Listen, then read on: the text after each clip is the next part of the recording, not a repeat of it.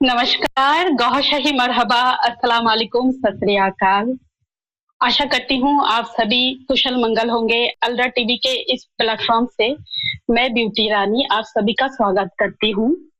भगवत गीता के चौथे अध्याय ज्ञान कर्म संन्यास योग एपिसोड चौथे में हम बहुत खुशकिस्मत है, हम बहुत भाग्यशाली है कि महाभगवान श्री कल्कि अवतार जी की कृपा से हम सबको एक ऐसा प्लेटफॉर्म मिला, अलरा टीवी के स्वरूप, जिस प्लेटफॉर्म से हमें हर शनिवार को भगवत गीता का अमृत प्राप्त होता है।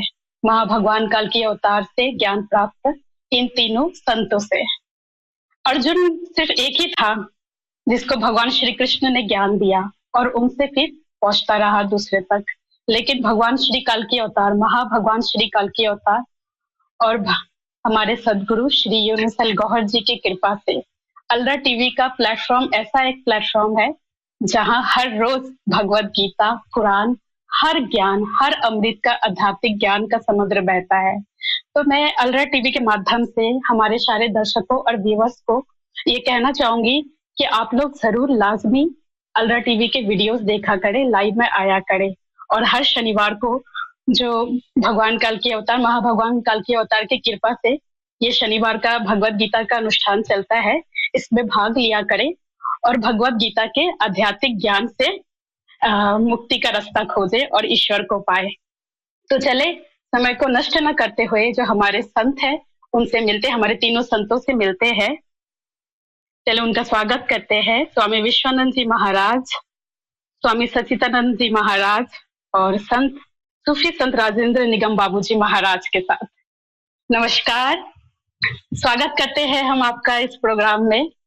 आप तीनों का स्वागत है।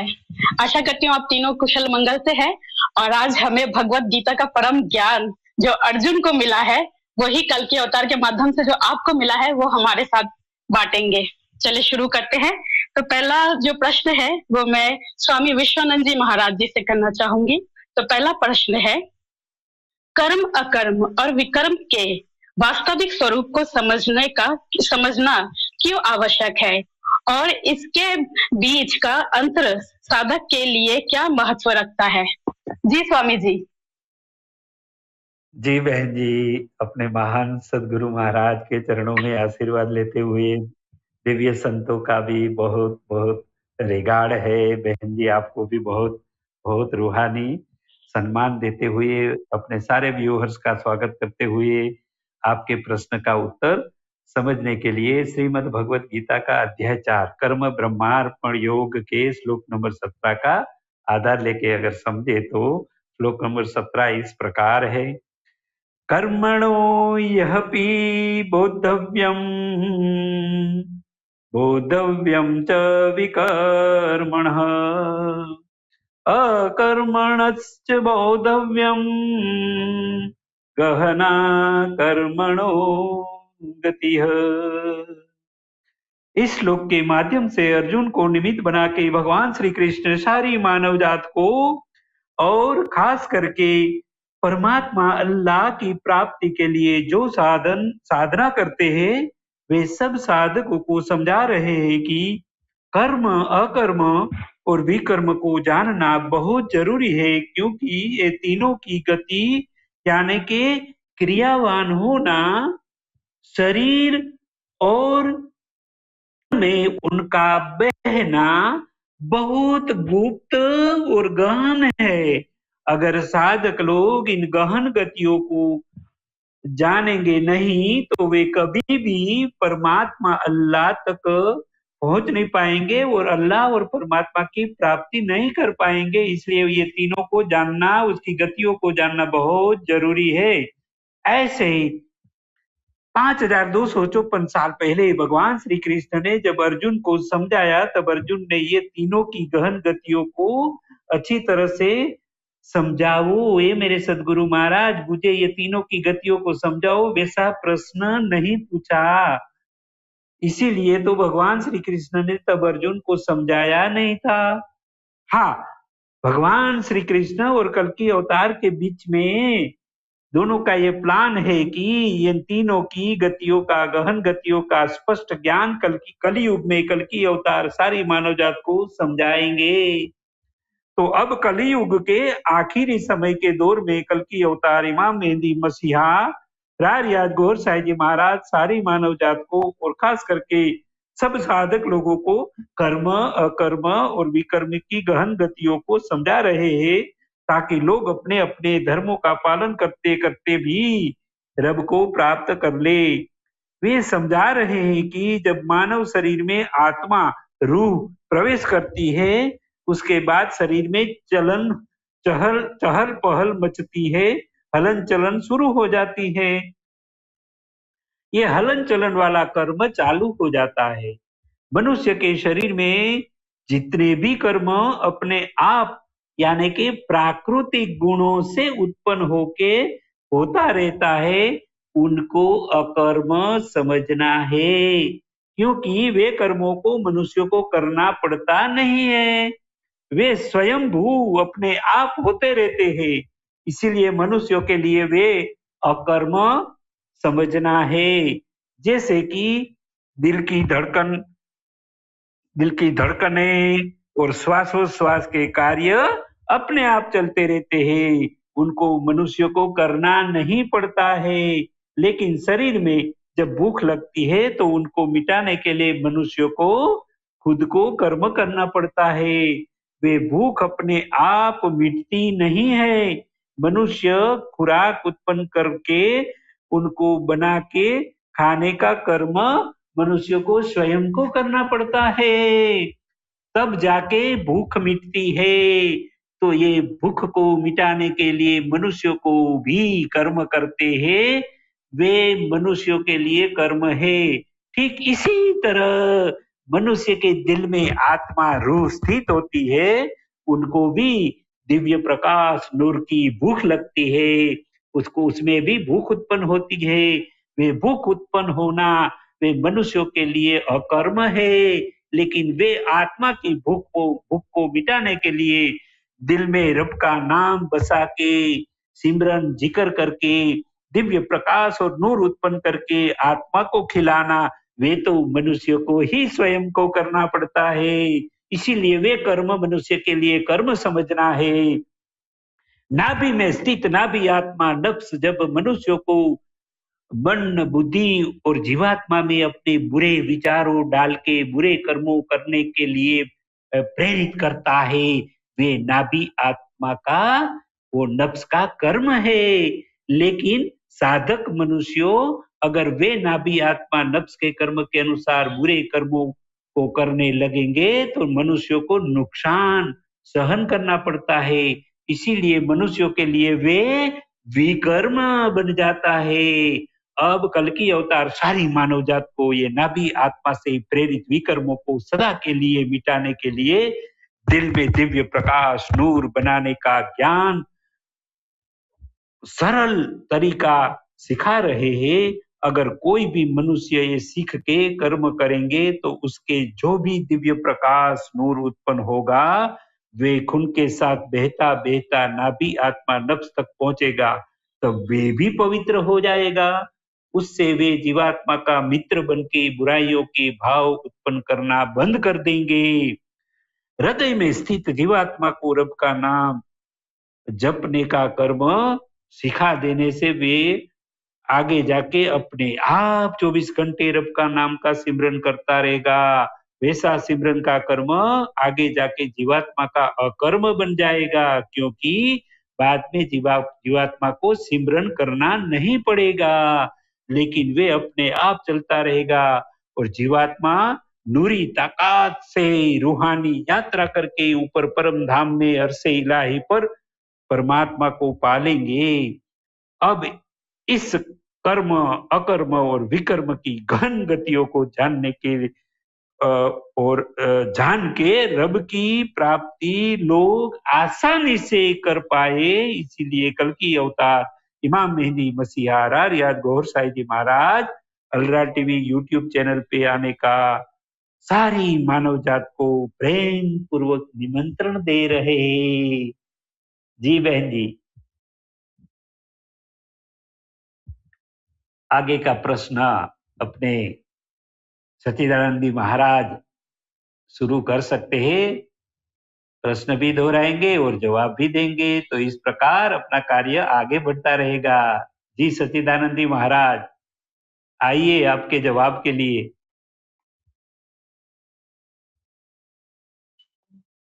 सदगुरु भगवान के चरणों में कोटि प्रणाम। आप सभी का हार्दिक स्वागत एवं अभिनंदन है। अभी स्वामी जी ने कर्म, अकर्म और विकर्म पे विस्तार से बताया।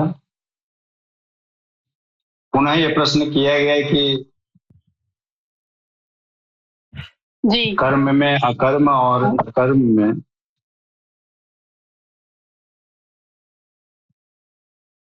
कर्म देखने की कौन सी आध्यात्मिक स्थिति बनती है। तो कर्म तो कुछ भी अगर किया जाए वो कर्म नहीं हो सकता। भगवान कृष्ण ने कहा कि यज्ञात् कर्मणो अन्यत्र लोकोयम कर्म बंधना। यज्ञ के लिए किया गया कर्म ही कर्म है, वही नियत कर्म है। उसके अतिरिक्त अगर कोई कर्म किया जाता है तो वो लोक बंधन है, वो नियत कर्म नहीं है। यज्ञ क्या है? यज्ञ एक विशेष विधि है जो कर्म में प्रवृत्ति करा के उस इष्ट तक पहुंचा देती है, उसमें विलय करा देती है। तो उस इष्ट में विलय होने के लिए किया जाने वाला कर्म ही यज्ञ है और यही यज्ञ उसमें विलय दिलाता है। तो ये जब धारावाही रूप से होने लगे, आदतन होने लगे, स्वभावतः होने लगे, तो ये अकर्म की स्थिति में आ जाता है। क्योंकि साधक तब ये समझता है कि ये जो कुछ भी हो रहा है प्रकृति के 3 गुणों के आधार पे हो रहा है। अगर तमोगुण है पूरी तरह से, तो निश्चित रूप से जो कर्म होगा वो तमोगुणी ही होगा, अर्थात इंद्रियों में लिप्त कर्म होगा, मन की चंचलता लिए होगा, कहीं मन स्थिर नहीं रहेगा। वही रजोगुण की स्थिति में होगा तो उत्तरोत्तर विकास होगा, इंद्रियों पे नियंत्रण होने लगेगा और मन भी संयमित होने लगेगा और यही सतोगुण की स्थिति आ जाएगी तो सब कुछ समन्वय हो जाएगा, संतुलन हो जाएगा। पुनः एक ऐसी स्थिति आ जाएगी जहां गुणों का कोई प्रभाव नहीं रह जाएगा और यहीं से वो विशिष्ट कर्म हो जाएगा जो उस इष्ट में विलय दिला दे, उस इष्ट से मिला दे। तो कर्म और अकर्म को ठीक से भगवान कृष्ण ने बताया कि गीता के 4 अध्याय के 18वें श्लोक में कह रहे हैं कि कर्मण्य कर्म च यह पश्चेत कर्मणि च कर्म यह स बुद्धिमान मनुष्येषु स युक्त कर्म कृत। जो पुरुष कर्म में अकर्म देखे, आराधना करे, यह भी समझे कि करने वाला मैं नहीं हूं बल्कि गुणों की अवस्था ही चिंतन में हमें नियुक्त करती है, मैं इन गुणों से प्रेरित होकर कर्म में बरतता हूं अथवा इष्ट द्वारा संचालित हूं, ऐसा देखे। और जब इस प्रकार अकर्म देखने की क्षमता आ जाए और धारावाहिक रूप से कर्म होता रहे, तभी समझना चाहिए कि कर्म सही दिशा में हो रहा है। वही पुरुष मनुष्यों में बुद्धिमान है, मनुष्यों में योगी है, योग से युक्त बुद्धि वाला है और संपूर्ण कर्मों को करने वाला है। उसके द्वारा कर्म करने में लेस मात्र भी त्रुटि नहीं रह जाती।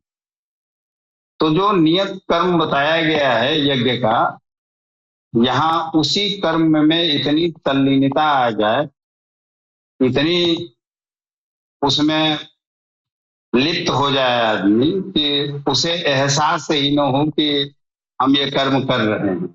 और कभी ध्यान जाए भी तो वो ये समझे कि हमारे अंदर जो गुणों की वृद्धि हुई है, हम तमोगुण से रजोगुण में आए, रजोगुण से सतोगुण में प्रवेश कर गए, ये सतोगुण की देन है जो हम थोड़ा बहुत समझ तो पा रहे हैं रजोगुण की वजह से। क्योंकि अर्जुन क्षत्रिय साधक था जिसमें रजोगुण और सतोगुण दोनों था, यहीं से उसे सतोगुण में प्रवेश करना था।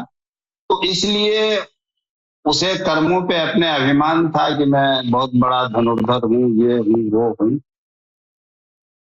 रजो भाव था उसमें। अब वहां सतोगुण में ले जाना है, तो सदगुरु भगवान कृष्ण यही समझा रहे हैं कि ये जो कर्मों का तुम्हें भान है, जो तुम्हें एहसास हो रहा है, ये कर रहा हूं, ये तुम अपने प्रगुणों के आधार पे मान लो कि ये जो गुण हैं आ रहे हैं, जो क्षत्रिय गुण है, जो रजोगुण युक्त सतोगुण है, उसकी वजह से ये भान हो रहा है।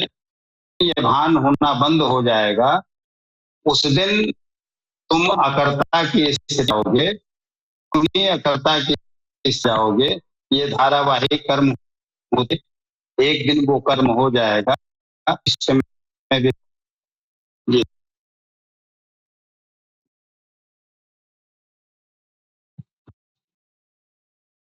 जी मेरी बात खत्म।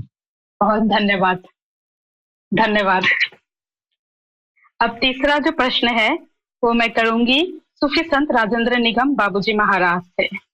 ज्ञान अग्नि द्वारा कर्मों का दहन होने का क्या तात्पर्य है, और ऐसे ज्ञानी पुरुष की पहचान किस प्रकार की गई है? जी सूफी संत राजेंद्र निगम बाबूजी महाराज।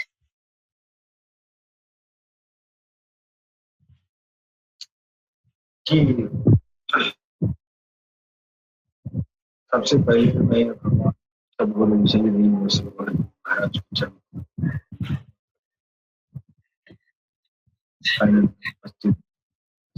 आपकी वॉइस सुनाई नहीं दे रही राजेंद्र बाबूजी, आपकी आवाज नहीं आ रही। आवाज नहीं आ रही? अभी आ रही है? नहीं, अभी भी आपकी आवाज नहीं आ रही। अभी भी नहीं आ रही है?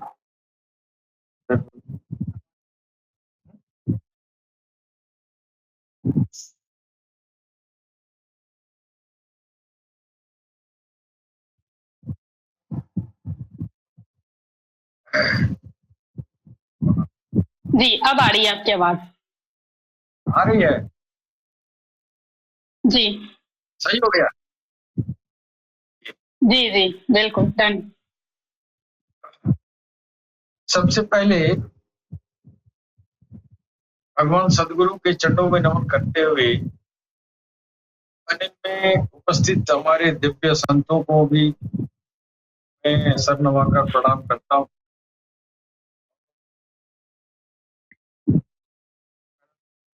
करने वाली हमारी प्रणाम करता हूँ। मैंने जो सवाल किया है, ज्ञानाग्नि द्वारा कर्मों का दहन होने का क्या मतलब है?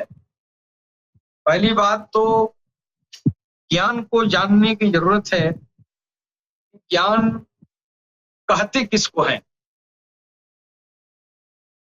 ज्ञान को हम जान जाएंगे तो ज्ञानाग्नि को भी आसानी से समझ लेंगे। ज्ञानाग्नि क्या होता है? ज्ञान को सही परिभाषित करना जरूरी है, उसको समझना जरूरी है।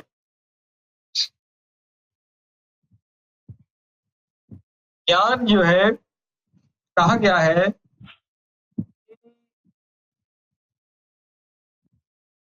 क्रियात्मक पथ पर चलकर, क्रियात्मक पथ पर चलकर परमात्मा की प्रत्यक्ष जानकारी का नाम ही ज्ञान है। तो क्रियात्मक पथ है क्या, पहले ये जानना जरूरी है, तब ज्ञान समझ में आएगा। क्रियात्मक पथ वही है जो साधना आराधना की जो क्रियाएं हैं उसको क्रियात्मक पथ कहा गया है। हाँ, वही क्रियात्मक पथ है। और वो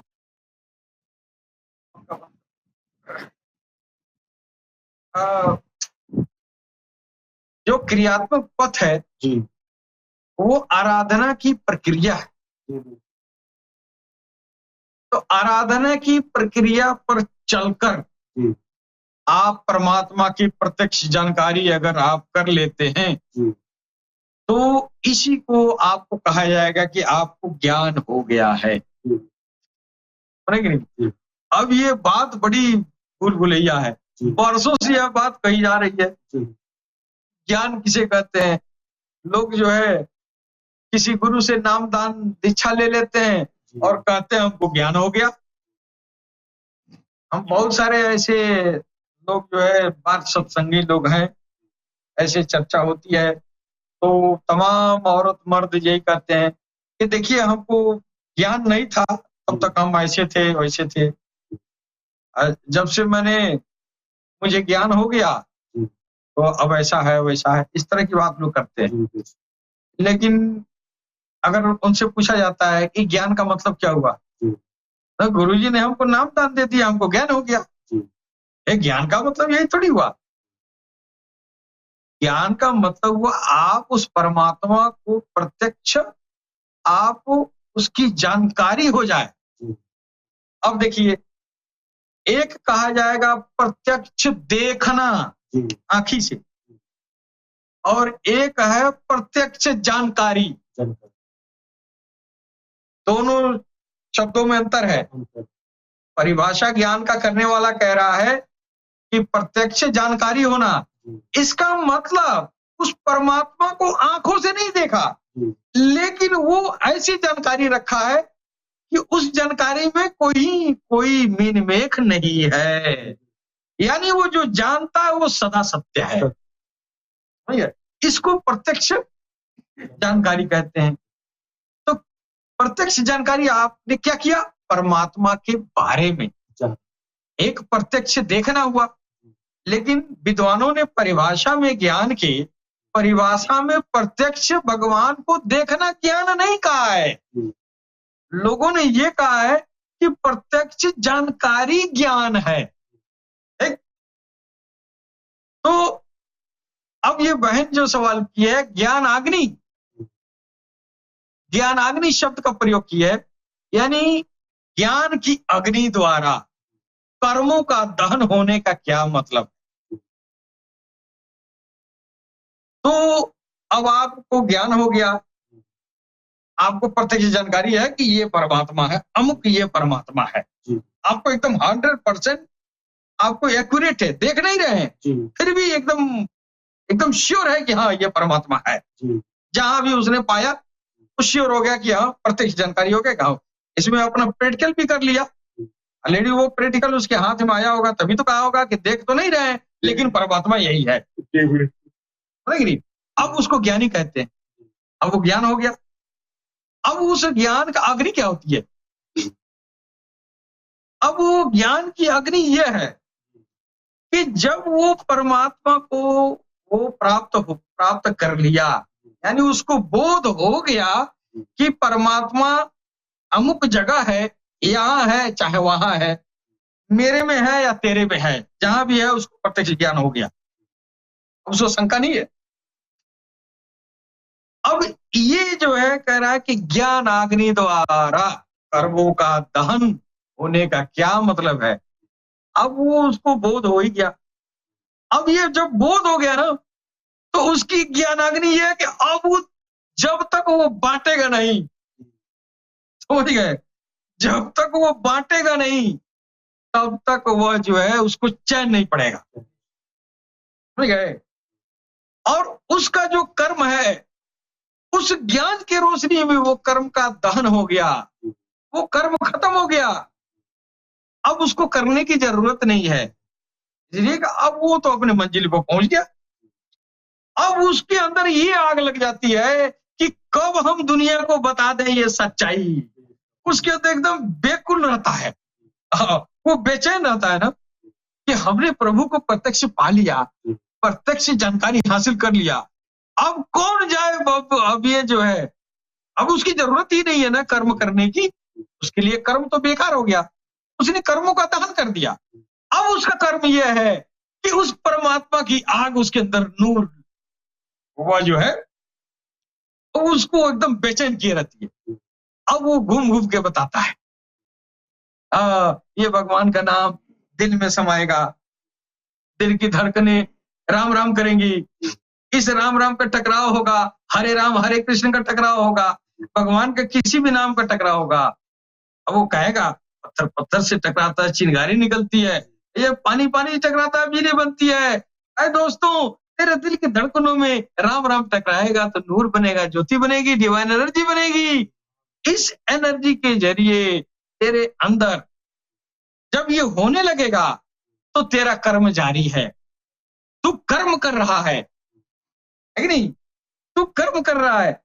ये अखंड संकीर्तन दिलों में होना ही कर्म है, यही आराधना है, असल आराधना यही है। यहाँ तक पहुंचने के लिए योगी लोग आराधना करते रहे, उम्र गुजर गई, अखंड नहीं हुआ, हुआ लेकिन खंडित हुआ, उसके प्रयास पर हुआ, अभ्यास पर हुआ, अनैच्छिक रूप से तब हुआ जब वो अंदर उसका नाम चला गया, खुद ब खुद राम राम होना शुरू हो गया। अब वो कर्म खुद ब खुद होना शुरू हो गया।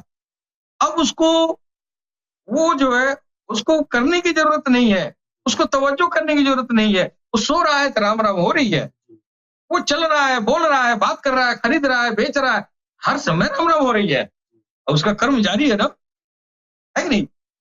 अब इस वेद को जो जान गया, ये खुद ब खुद रब के नाम से, ईश्वर के नाम से, परमात्मा के नाम से हमारे दिल में अखंड संकीर्तन का होना, ये हमारी प्रत्यक्ष जानकारी हो गई ना, वो इधर ही है। अब वो नाम आ गया, नाम से सफाई हुआ, साफ हो गया, नाम वाला आ गया। जब नाम वाला आ गया, प्रत्यक्ष जानकारी देखा तो नहीं, अंदर घुसा है तो उसकी दिल की धड़कने सो रहा है, राम राम हो रही है, प्रत्यक्ष जानकारी हो गई कि नहीं, यही ज्ञान है। ये ज्ञान जब हो गया है ना, अब इस ज्ञान की अग्नि में अब ये खुश होके, जब तक दुनिया से बताते नहीं है, अब इतने पैनल में हमारे साधु संत महात्मा बैठे हुए हैं, और सरकार के चाहने वाले जितने भी गुलाम पूरी दुनिया में सरकार को मानने वाले हैं, जिनके दिल में राम राम या अल्लाह हो रहा है, वो चैन से नहीं बैठता है, जरूर 10 आदमी से कहेगा कि मेरा दिल तो अल्लाह करता है, यार करवा लो, तेरा भी दिल अल्लाह अल्लाह करे या राम राम करे। ये ज्ञानाग्नि है, ये है ज्ञानाग्नि। अब वो ज्ञानाग्नि उसको चैन से बैठने नहीं देगी। हाँ, वह जो है वो करता रहेगा। अब कह रहा है ऐसे ज्ञानी पुरुष की पहचान किस प्रकार होगी, ऐसे ज्ञान की पहचान इसी तरह होगा कि आप सो रहे हैं, आपके दिल की धड़कने राम राम कर रही है, अल्लाह अल्लाह कर रही है, ये पहचानी है ना। सरकार ने कहा कि उस संत को पहचानना हो तो ये जिक्र ले लो हमसे, तेरा दिल अगर राम राम करना शुरू कर दे, अगर वो भी जो है अखंड संकीर्तन वाला है, अगर तू उसके दयार में चला गया तो चोर चोर पेटू भाई होता है, उसकी दिल की धड़कने राम राम कर रही है, तेरे दिल की धड़कने राम राम कर रही है, दोनों टकराएंगी ना, दोनों की धड़कने उभर जाएंगी। समझ जाना कि यही वो ज्ञानी पुरुष है, यही वो ज्ञानी पुरुष है जिसने परमात्मा का प्रत्यक्ष जानकारी हासिल किया है। वो सो रहा है अनैच्छिक रूप से, उसके अंदर कोई बैठ के राम राम कर रहा है। आगे जाएंगे तो सरकार फरमा रहे हैं कि तू नहीं करता है, तेरे अंदर तेरे जैसे एक स्पिरिट बैठा हुआ है, उसके अंदर भी जुबान है, उसके अंदर भी जो है ये हवास है, वो भी बोल सकता है। वो तेरे तो बाल बच्चे हैं, उसके बाल बच्चे नहीं होते हैं, तुम्हें अपने बाल बच्चों को कमा खिलाना है, उसका काम सिर्फ राम राम करना है ना।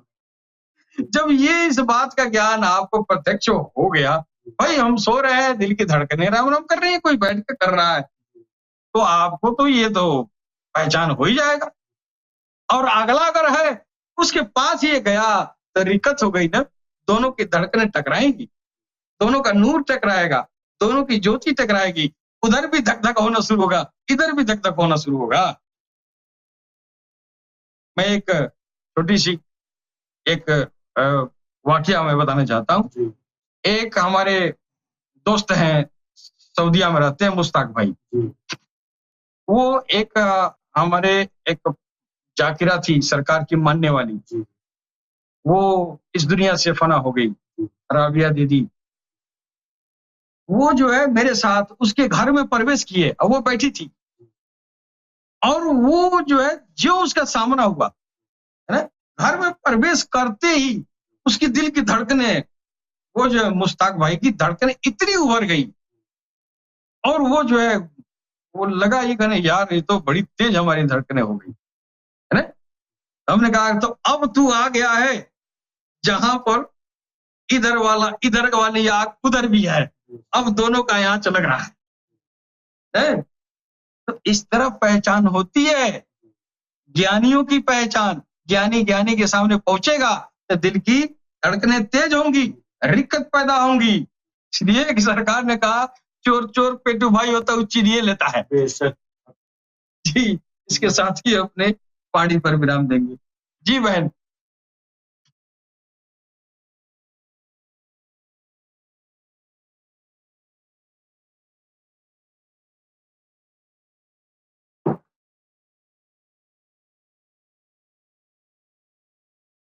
निराश्रय, नित्य या तृप्तता और कर्म फल से अनासक्त साधक के जीवन की विशिष्टताओं को भगवान श्री कृष्ण किस प्रकार स्पष्ट करते हैं? जी स्वामी जी। जी बहन जी, इस प्रश्न का उत्तर समझने के लिए श्रीमद् भगवत गीता का अध्याय 4 कर्म ब्रह्मांडपण योग के श्लोक नंबर 20 और 21 का आधार लेके समझे तो श्लोक नंबर 20 इस प्रकार है।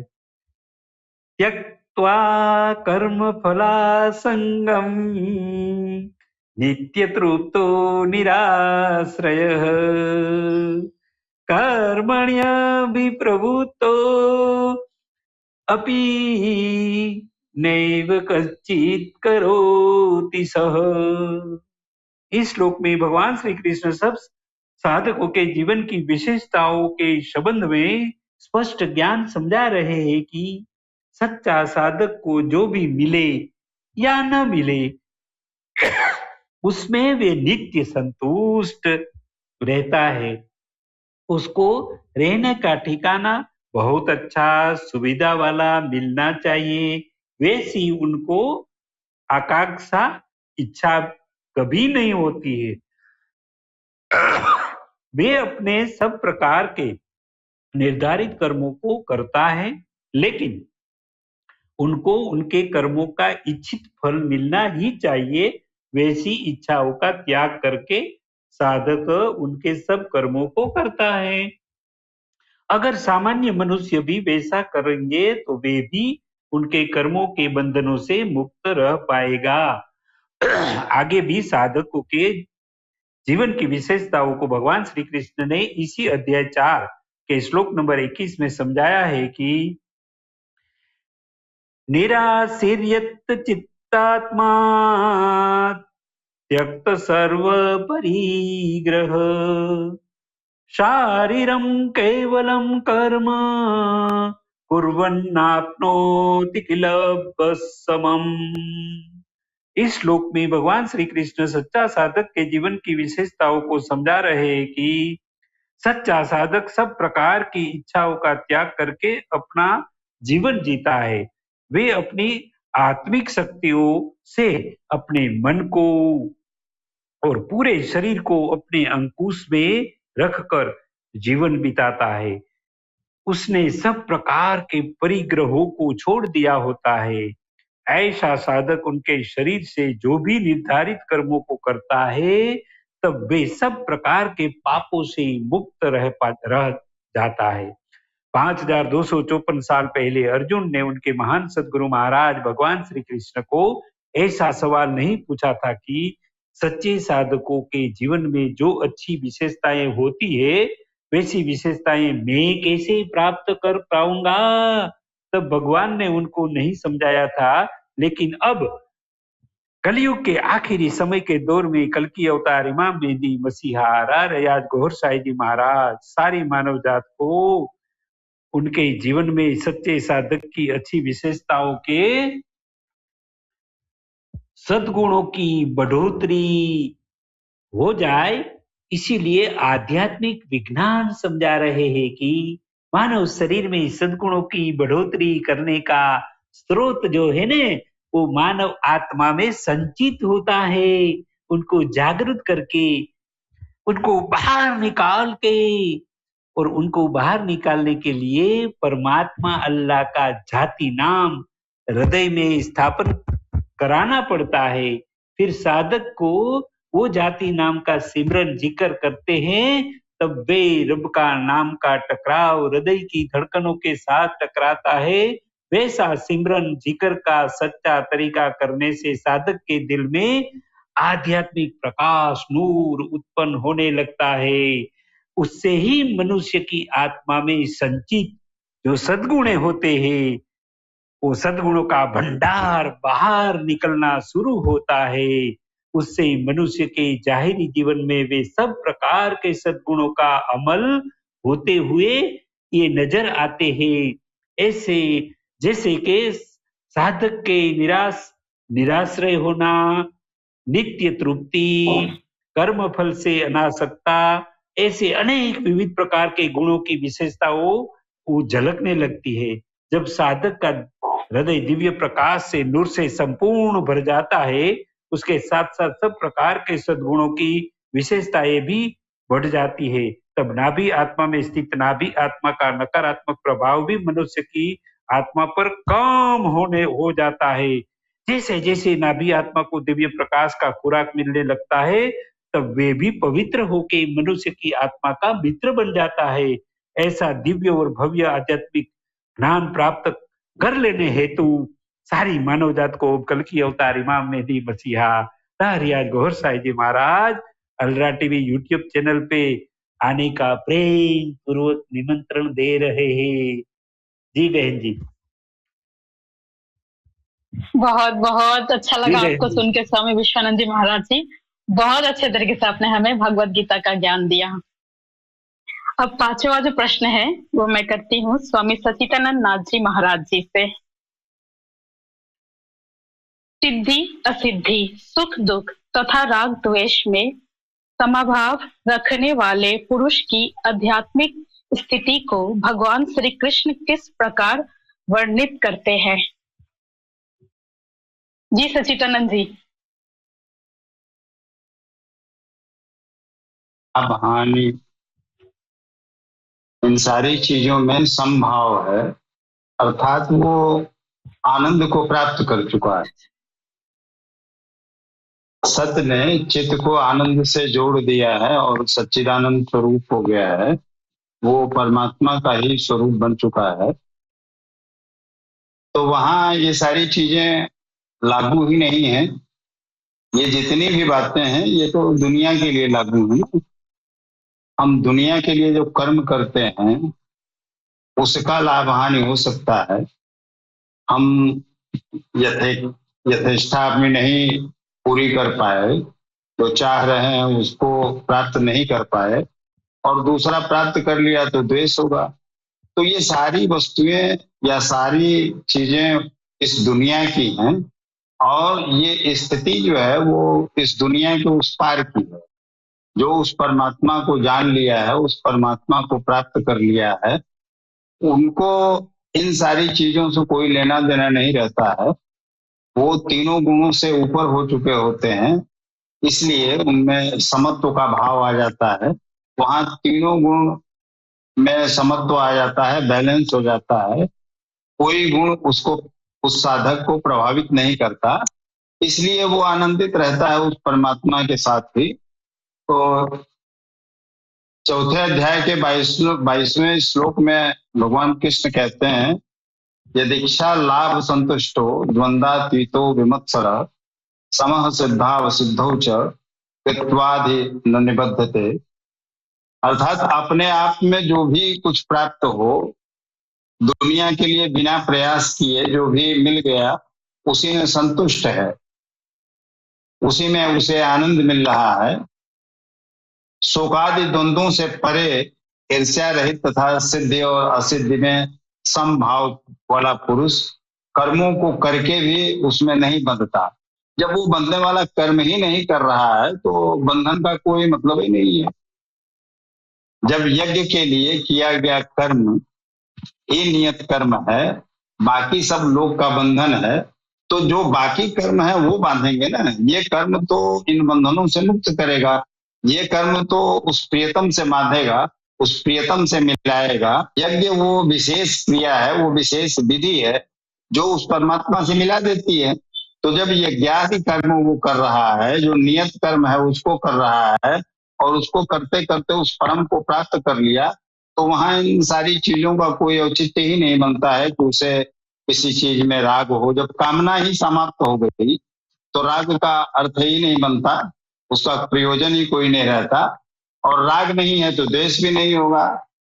तो इन सारी चीजों से वो साधक कोई मतलब नहीं रखता है। जो उस परमात्मा के आनंद में आनंदित है, उसी में सराबोर है, उसी में उसकी चेतना लिप्त है, उसी के साथ वो आनंदित है। तो इन सारी काम क्रोध लोभ मोह इन सारे वृत्तियों से वो ऊपर उठ जाता है। बहुत धन्यवाद। आपने बहुत सहज आसान भाषा में जो इतनी सुंदर से इसका पाठ सुनाया भगवत गीता का, आपको बहुत बहुत धन्यवाद। तो अभी टाइम तो बहुत कम है, तो मैं आपसे छठा सवाल करती हूँ सूफी संत राजेंद्र निगम बाबू से, और प्लीज आप इसका जो ना थोड़ा सा कम ही वर्णन कीजिएगा क्योंकि टाइम हमारे पास बहुत कम है। तो चलिए शुरू करते हैं। छठा सवाल, कर्म अकर्म और विकर्म इन तीनों के बीच वास्तविक अंतर क्या है और साधक के लिए इसे समझना क्यों आवश्यक है? सूफी संत राजेंद्र निगम बाबूजी महाराज। कर्म और विकर्म, मैं पहले कर्म के बारे में मैं ये प्रकाश डालना चाहूंगा कि शास्त्रों में बताए गए विधि विधानों के अनुसार किए जाने वाले जो शुभ कार्य हैं, जो हमारे कर्तव्य का हिस्सा हैं, वो कर्म कहलाते हैं। इसमें फल की इच्छा से किए गए कार्य और निस्वार्थ भाव से किए गए कार्य दोनों आते हैं। साधारण शब्दों में कहा जाए, जो कार्य समाज और धर्म के हित में हो, जीवन के निर्वाह के लिए आवश्यक हो, वो कर्म होता है। लेकिन गीता की भाषा में जो कर्म बताया गया है वो कर्म है जिसको करने से भगवान की तरफ आदमी बढ़ता है। स्वामी अड़गड़ानंद जी महाराज जो है अपनी गीता के जो भाष्य आपने किया है, तो उसमें कर्म के बारे में उन्होंने कहा कि कर्म वो चीज है, वो शय है, वो क्रिया है जिसको करने से परमात्मा को प्राप्ति हो, वो कर्म है। अब ये सरकार गौहर शाही कह रहे हैं तेरे दिल की धड़कनें राम राम में बदल सकती हैं, तो करके देखो। अगर तेरे दिल की धड़कनें तू सोता रहे राम राम होती रहे, ये कर्म है, ये वो असल कर्म है। और इसी कर्म से ये जो है ये वो कर्म है जो आपको मोक्ष दिलाएगी। आपका गीता में कहा गया है मोक्ष से अशुभात, एक शब्द आया है, यानी मोक्ष दिलाने वाली वो क्रिया, उसको करना जो है वो कर्म कहलाता है। अब दूसरा जो है बहन जी ने कहा है कि अकर्म क्या है, तो अकर्म है, अकर्म का मतलब हुआ, इसका शाब्दिक अर्थ हुआ कि अकर्म, ना, अ का मतलब होता है कर्म न करना, अकर्म का मतलब हुआ कर्म न करना। हालांकि इसमें जो बहन ने पूछा है, इस शब्द का मतलब ये नहीं हुआ कर्म न करना, बल्कि कर्म के बंधन से मुक्त हो जाना, वो जो है अकर्म है। हाँ, कर्म के बंधन, जब कोई व्यक्ति किसी स्वार्थ या फल की इच्छा के बिना केवल अपना कर्तव्य समझकर कर्म करता है, तो वे कर्म उसे संसार के जन्म मृत्यु से के चक्र में नहीं बांधते। इस अवस्था में किए गए कर्म अकर्म बन जाते। अर्थात गीता के भाषा में कर्म बंधन से मुक्ति पाने हेतु जो कार्य किया जाता है उसको अकर्म कहते हैं, समझ गए। अब विकर्म के लिए जो है कहा गया है, कुछ ऐसे भाष्यकार जो हुए हैं उन्होंने विकर्म को कहा है कि शास्त्रों में जिन कार्यों को करने से मनाही की गई है, जो निषिद्ध है उनको करना विकर्म है, लेकिन ये गलत है। बहुत सारे अच्छे भाष्यकार जो है उन्होंने विकर्म को कहा है, विषय का मतलब होता है ये विशेष, हाँ, ये कर्म के आगे वी लगा है, वो वी उपसर्ग है। जो वी उपसर्ग है वो विशिष्टता का, स्पेशलिटी के तरफ इशारा है, वो विशिष्टता का द्योतक है। तो वो कर्म जो विशेष हो, समझे कि नहीं, उसको जो है विकर्म कहते हैं। यानी भगवान के प्राप्ति के पश्चात महापुरुषों के कर्म विकल्प शून्य हो जाते हैं, आत्म स्थित, आत्म तृप्त और आप तक ये जो है काम महापुरुषों को न तो कर्म से करने से कोई फायदा है और न छोड़ने से कोई हानि। फिर भी जो पीछे वाले लोग हैं उनको दिखाने के लिए वो करना पड़ता है। जैसे हमारे भगवान सदगुरु हैं, तो वो तो आत्मतृप्त आत्मस्थित पुरुष हैं, फिर भी जिक्र की महफिल करते हैं और उस सारे लोगों के साथ जिक्र करते हैं ना। हालांकि उनको करने से या न करने से न कोई हानि है और करने से न कोई फायदा है, लेकिन वो करते हैं, हमारे लिए करते हैं। हाँ, कि पीछे वाले भी इस कर्म को लगे रहेंगे कर्म करने में। ऐसा कर्म विकल्प शून्य है, विशुद्ध है, और यही कर्म विकर्म कहलाता है। बहुत धन्यवाद सूफी संत राजेंद्र निगम बाबू जी महाराज। हाँ जी, बोलिए प्लीज, थोड़ा टाइम है, बोलिए और सुनते हैं। बोलिए जो सवाल, ये कर्म विकर्म का और अकर्म जो गीता की भाषा में बताया गया है, हम वास्तव में हम समझ नहीं पाते हैं। ये जो है कर्म और अकर्म और विकर्म, इसका सीधा सा अर्थ लोग उल्टा लगा लेते हैं। अच्छा, गीता पढ़ने वाले जो है, जो गीता में कर्म अकर्म और विकर्म की बात की गई है, तो गीता पढ़ने वाले लोग जो है अपने जीवन के निजी कामों की तरफ जो है इस लागू करते हैं कि भगवान इस तरह जो है कह रहा है न?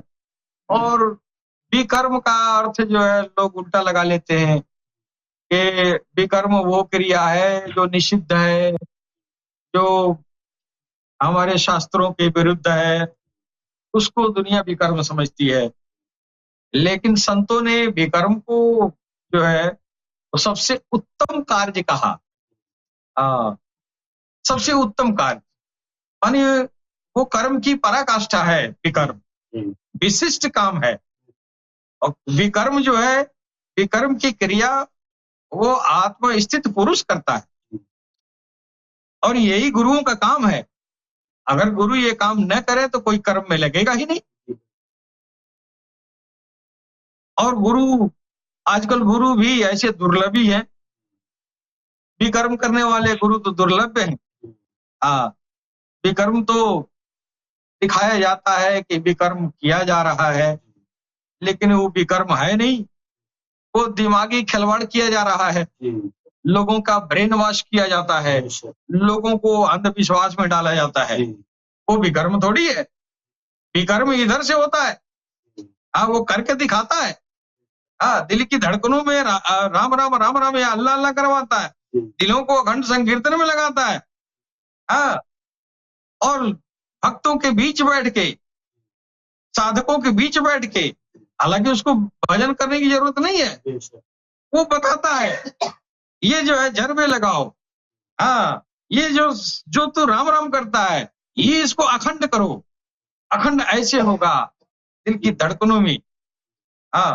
ये जो है इस तरह अभ्यास कार्य करो, ये जो है अल्लाहू या राम या राम राम या हरे राम या कोई भी भगवान का नाम, तमाम तरह वो कर करके दिखाता है, ऐसे ऐसे करो, वो विशिष्ट कार्य है, वो भी कर्म है। लेकिन जमाना जाहिलियत का है, किताबों से अच्छी बातें पढ़ के बुरी बातें सोच ली जाती है। ये गीता और ये कुरान पुराण, ये झगड़ा लिखा है उसमें, इसमें तो अच्छी बात लिखी है, हम समझ नहीं पाते हैं, एक दूसरे से नफरत करते हैं। ये जो धर्म ग्रंथ लिखे गए हैं, ये धर्म ग्रंथ, हालांकि धर्म ग्रंथों में रद्दोबदल हो चुकी है, लेकिन अर्थों का ना अनर्थ किया है। कुरान के एक ही कुरान के 72-73 मतलब निकाला गया है, तो एक गीता के तो 5000 अर्थ निकाले गए, नहीं निकाले गए होंगे। जब वो भगवान जो कहना चाहते हैं तुम उसको समझ नहीं पाते हो तो झगड़े न करोगे, असलियत समझ नहीं आएगा। अल्लाह के रसूल ने कुछ और कहा, करते कुछ और है। हाँ, भगवान श्री कृष्ण ने कुछ और कहा, करते कुछ और है। हम तो भगवान कृष्ण का वो जो है वो जो दिलों में जो कर्म की जो पराकाष्ठा उन्होंने बताई है, हमको तो स्वामी विश्वानंद जी महाराज बताए। जब आपका वक्तव्य सुने तब मेरे अंदर घुसा, वो गीता के 4थे अध्याय में वो कर्म करने की जो प्रक्रिया बता रहे हैं, ऐसे करो, और वो कैसे मोल्ट करके हृदय में जाएगा सांसों से। आपने व्याख्या किया, वहां पे मेरा दिमाग खुला था। तो ये परसों से पढ़ रहे थे, यदा यदा धर्म से ग्लानित भवति भारत, है परसों से पढ़ रहे थे और मेरे समझ में नहीं आ रहा था। जब धर्म की हानि हो गया, हमारे सारे हिंदू घट गए पूरी दुनिया से। अब तक कृष्ण को खोज रहे हैं, आए नहीं, पता ही चला कि इस धर्म की रक्षा ही नहीं करने आएंगे, वो इस धर्म की रक्षा करने आएंगे ना। जिस धर्म पे चल के भगवान मिलना है, वो धर्म का नाश हो गया है, अब वो आएगा ना। तो लिखी तो बहुत अच्छी बातें गई हैं, लेकिन समझने का लोग समझे नहीं है। और विकर्म करने वाले नाम है, विकर्म करते नहीं है। अगर वो परमात्मा स्थित पुरुष होता तो न विकर्म करता, विशिष्ट कर्म करता। अब विशिष्ट कर्म कोई कर ही नहीं रहा, मुंह से विशिष्ट कर्म होता है। विशिष्ट कर्म तो हृदय से होता है ना। हृदय तेरा जुल्मत से भरा है, उसमें आग घुसा हुआ, आग लगा हुआ है। वो आग जो है मुंह से निकल रहा है और वो कान में लोगों के जा रहा है, और लोग आपस में कत्लो गारत कर रहे हैं। ये विकर्म है। विकर्म वो है कि जिस गुरु के द्वारा ये विकर्म किया जाता है, उस गुरु की जो मुखार बिंदु से जो आवाज निकलती है, वो दिलों को, कानों को, वो जो है वो ऐसे ठंडी ठंडी ये जो है महसूस होता है, दिलों में उतरता है। उस गुरु से मोहब्बत, प्यार हो जाता है, उस गुरु पर निछावर हो जाता है आदमी। यह है विकर्म। और ये विकर्म करने वाले गुरु कहाँ है? खुशकिस्मती है हमारी कि ऐसे विकर्म करने वाले गुरु से निस्बत हो गई। ये बड़े नसीब वाले हम लोग हैं। मरना तो एक दिन है ही है, लेकिन ये जाएगा सुरखुरु होके, वो जाएगा लटकते झटकते। जी बहन, बहुत धन्यवाद सुफी संत राजेंद्र निगम बाबू जी। आज के शनिवार के प्रोग्राम, अल्ट्रा टीवी के प्रोग्राम के जरिए मैं हमारे सदगुरु श्री यूनुसल गौहर जी महाराज जी को बहुत बहुत धन्यवाद कहूंगी कि रोजाना तो हमें आत्मिक ज्ञान प्रदान करते ही करते हैं, और अपने संतों के जरिए हमको शनिवार को भगवत गीता का भी ज्ञान प्रदान करते हैं। तो मैं कोटि कोटि नमन हमारे भगवान सदगुरु श्री यूनुसल गौहर जी के चरणों में करूंगी। और फिर आज का ये प्रोग्राम यही समाप्त होता है। अब तब तक के लिए हमारे साथ बने रहिए। आप तीनों को बहुत बहुत धन्यवाद, बहुत बहुत शुक्रिया। जय श्री कल्कि अवतार, जय श्री गौहर शाही महाराज। नमस्कार। गौहर शाही मरहबा।